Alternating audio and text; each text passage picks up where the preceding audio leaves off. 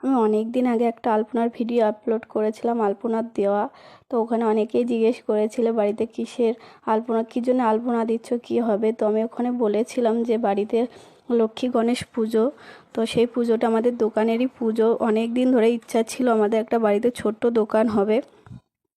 অনেক দিনেরই ইচ্ছা, তো সেইটা কমপ্লিট হয়েছে। সেই পুজোই ছিল। তো বেশ কদিন আগে হয়ে গেছে পুজোটা, অনেক দিন হলো দোকানটা ওপেন করেছি।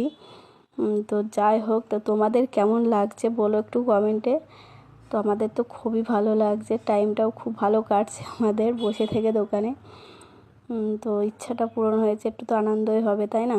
অনেক দিনের ইচ্ছা ছিল বাড়িতে একটা ছোট্ট দোকান হবে। আর আমাদের ছোট্ট দোকানটা তোমাদের কেমন লাগলো অবশ্যই কমেন্ট করে জানিও।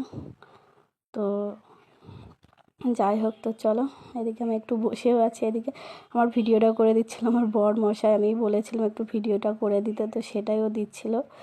তো অবশ্যই কমেন্ট করে জানিও আমাদের এই ছোট্ট দোকানটা তোমাদের কেমন লাগলো।